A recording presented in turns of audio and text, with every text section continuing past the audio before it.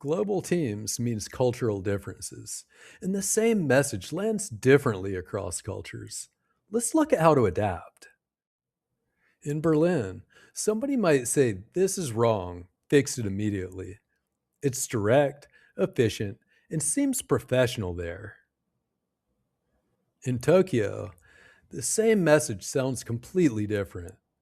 This approach is quite interesting. Perhaps we might consider exploring other possibilities.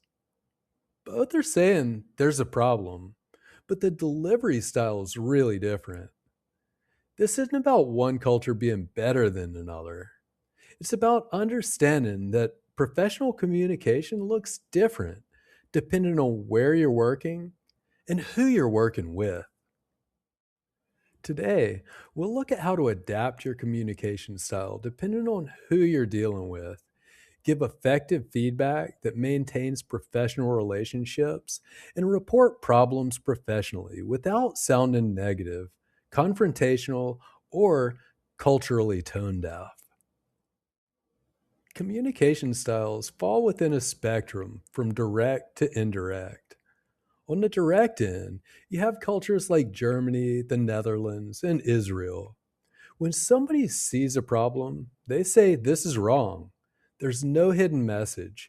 People from these countries are not trying to attack you or offend you. This is just the way communication is in these countries. They don't sugarcoat anything.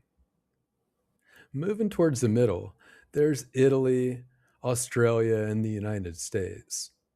These countries are still pretty direct, but with a little more awareness of how the message affects relationships.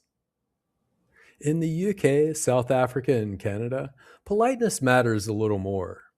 Feedback usually gets softened before it's delivered. Countries like Singapore, South Korea, and Japan are a lot less direct. Communication relies heavily on context and implication. Being too direct can threaten harmony in these cultures, and sometimes it's necessary to read between the lines to understand exactly what people mean. People from all these cultures are equally professional, and it's really important to phrase messages so they actually get through instead of being offensive and having people shut down, or being indirect in a way that the other person doesn't understand what you're trying to say. When we work in intercultural environments, understanding when to use buffer language to soften our messages can really help a project move forward instead of hitting a wall. In some places, a simple "this won't work" gets things done, but showing respect with a phrase like "this approach may have challenges" works a lot better in other places. It really helps to focus on the problem instead of the person, too. When people hear the word "you," they feel attacked, get defensive, and it often causes people to shut down. When we focus on the problem, nobody feels attacked, and we can focus on fixing the issue at hand. Using the passive voice really helps take the focus off the person and put it on the problem instead. Most of the time, it really doesn't matter who caused a problem. We just need to fix it.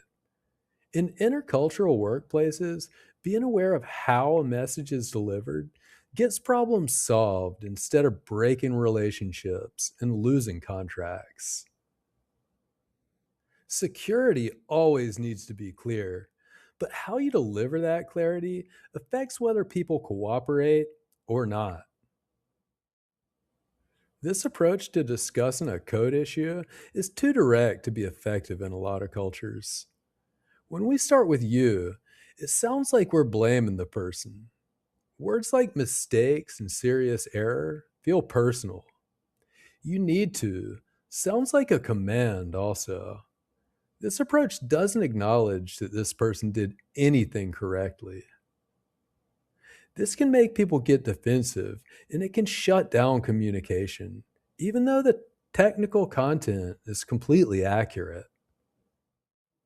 This is a much more culturally appropriate response for dealing with people from less direct cultures. It opens in a polite tone by thanking the person and acknowledging what they did right. Words like may need and might be ease the tension. The focus stays on the issue, not the person. Using we should instead of you feels like we're working with the other person instead of against them. And that's really the goal, solving problems together.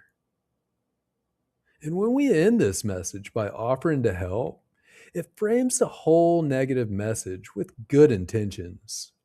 We started by thanking them and ended by offering to help. This is the difference between communication that fixes problems and communication that creates new ones. Avoiding the word you is the single most effective way to soften a message. Using absolute statements like this is completely wrong just makes people defensive. Even if we are giving somebody a command, if we phrase it as a request, they're a lot more likely to listen to us. And when we start by saying something positive about the person, it sets the tone for the whole conversation. Sometimes it's hard to think of something good to say about somebody, but if we do, it can make them want to work with us instead of fighting us. And at the end of the day, we're trying to solve technical problems, not fight with people. These are some phrases that work really well when communicating across cultures. They soften the delivery, show respect, and invite collaboration.